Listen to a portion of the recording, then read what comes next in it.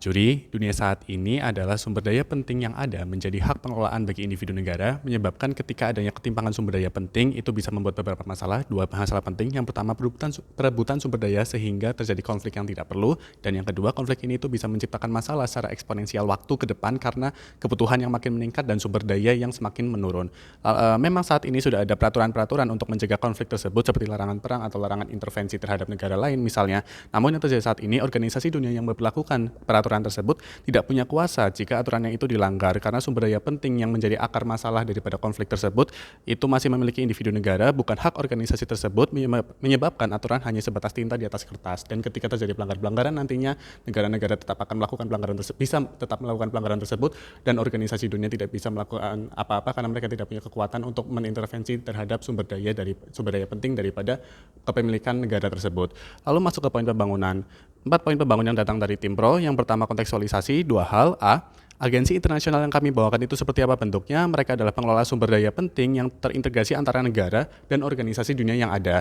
Lalu yang B, sumber daya penting yang kami bawakan itu seperti apa? Grafik antara sumber daya penting terhadap grafik kebutuhan itu berbanding terbalik. Semakin tinggi kebutuhan maka akan semakin rendah sumber daya penting. Begitupun juga sebaliknya.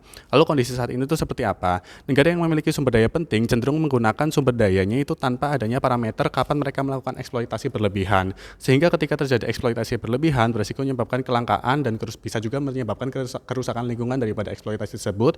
Dan ketika hal tersebut menciptakan kelangkaan, akan dari sisi negara yang kuat itu mereka akan melakukan atau kecenderungan untuk mengintervensi negara lain yang memiliki sumber daya penting yang lebih melimpah, namun kondisi militer yang lebih lemah misalnya, atau ketika negara tersebut merupakan negara lemah daripada sisi militer dan sumber daya pentingnya itu menjadi langka, mereka tidak punya kekuatan terhadap independensi negara dan untuk mengintervensi negara lain pun tidak punya kekuatannya, sehingga mereka akan bingung kemana dan bisa beresiko untuk kebangkrutan daripada negara tersebut. Dan yang mau masuk ke poin ketiga, yaitu mekanisme yang kami bawakan. 3 hal. Yang pertama, negara itu berhak untuk meminta sumber daya dari agensi internasional sesuai kebutuhan mereka. Lalu yang kedua, agensi internasional memiliki kekuatan dalam organisasi internasional tersebut untuk mengintervensi pengelolaan sumber daya penting. Lalu yang ketiga, sistem kepemimpinan daripada agensi internasional ini bisa bergilir seiring waktu yang ada, dan waktu yang ada itu kerangka waktunya itu sedikit sehingga menciptakan akuntabilitas agensi dan mengurangi penyalahgunaan kekuasaan daripada agensi tersebut.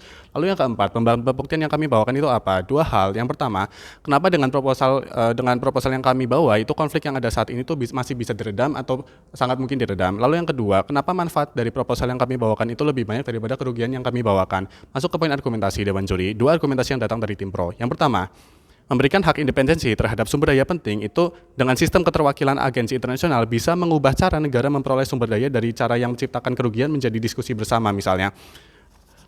Ada 3 subbab yang datang dari argumentasi pertama. A, tiap-tiap pemerintah negara atau pemimpin negara menginginkan hal yang terbaik untuk negaranya, baik secara ekonomi, sumber daya alam atau lingkungannya misalnya. Mereka itu memiliki kecenderungan untuk menjadikan negaranya itu hal yang terbaik daripada sisi-sisi tersebut. Dan ketika kami tidak mempermasalahkan ketika terjadi ketimpangan sumber daya penting, karena hal tersebut memang secara geografis sudah tidak bisa kita ubah. Yang kami inginkan ialah cara menyelesaikan ketimpangan secara sehat. Dengan cara kami tidak menciptakan dominasi negara-negara kuat karena mereka tidak bisa mengintervensi negara lain, dan ini memberi manfaat juga ke negara lemah untuk terhindar dari konflik yang bisa memanfaatkan sumber daya yang ada. Lalu yang B, buktinya apa? Melihat kondisi geopolitik saat ini misalnya, di mana ketika negara kuat sumber dayanya itu mulai berkurang, mereka mulai menginvasi negara-negara dengan sumber daya penting yang melimpah. Contohnya seperti Amerika kepada Iran atau Amerika kepada Venezuela. Kondisi Amerika, mereka mungkin awalnya memang memiliki sumber daya penting yang melimpah, namun karena pengelolaannya yang terlalu berlebihan dan eksploitasi yang terlalu berlebihan menciptakan kelangkaan, sehingga saat ini mereka tuh mengintervensi negara-negara yang sumber daya pentingnya itu banyak, namun secara kekuatan militer itu masih lemah, sehingga menciptakan kerugian daripada negara yang rentan tersebut atau negara lemah tersebut.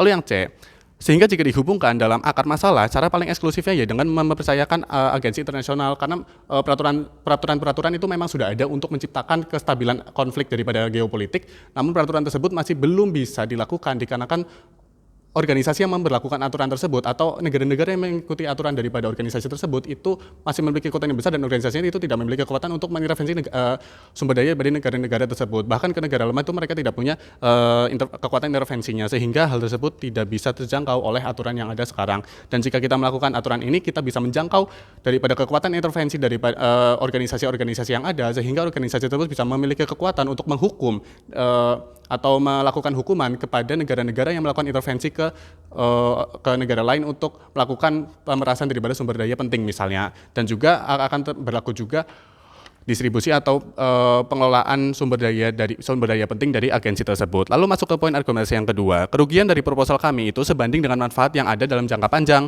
Tim kontra mungkin akan bilang kalau dengan proposal kami itu bisa membuat negara kehilangan kemampuan untuk mengelola sumber daya ketika mereka itu lagi butuh. Dua sebab. Saya rasa memang hal tersebut itu minim terjadinya. Memang akan terjadi kehilangan kekuatan untuk mengelola sumber daya secara individu negara. Namun dengan proposal kami, mereka tidak akan mendapat kerugian signifikan karena kehilangan kekuatan pengelolaan itu tidak berpengaruh pada grafik impor. Yang terjadi saat ini adalah ketika mereka melakukan eksploitasi sehingga terjadi tingkat impor itu meningkat, sehingga membuatkan atau menjadikan grafik pertumbuhan ekonomi itu menurun dikarenakan impor yang meningkat tersebut. Dan hal tersebut itu tidak akan terjadi di sisi kami karena kami tidak mengambil prinsip impor, kami mengambil prinsip kebutuhan bersama di agensi internasional. Mereka bisa negara-negara yang menginginkan kebutuhan negara-negara dengan kebutuhan tinggi dan menginginkan sumber daya penting yang itu didapatkan, itu mereka bisa berunding di sana dan grafik impor tidak berpengaruh, sehingga secara pertumbuhan ekonomi juga tidak akan berpengaruh secara signifikan untuk grafik yang menuju kerugian. Lalu yang B, harga dari sumber daya itu juga penting dilakukan. Harga dari sumber daya penting itu juga dilakukan dengan perbandingan antara kebutuhan negara yang ada dengan kondisi pasokan sumber daya penting, bukan dengan dolar, karena kalau misal kita tetap menggunakan prinsip dolar untuk jual beli sumber daya secara agensi internasional dan negara yang membutuhkan, itu akan menciptakan dominasi daripada Amerika itu kembali.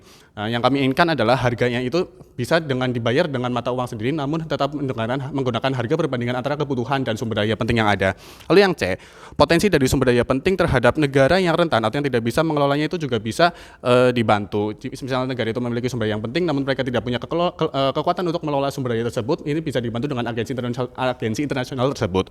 Sehingga dengan proposal kami menciptakan dua hal. Yang pertama, permasalahan konflik yang tidak penting itu dapat diselesaikan dengan perundingan sehat. Lalu yang kedua, negara dengan keterbatasan pengelolaan bisa dibantu dengan dan dilindungi dari intervensi asing, karena bangga menjadi tim pro.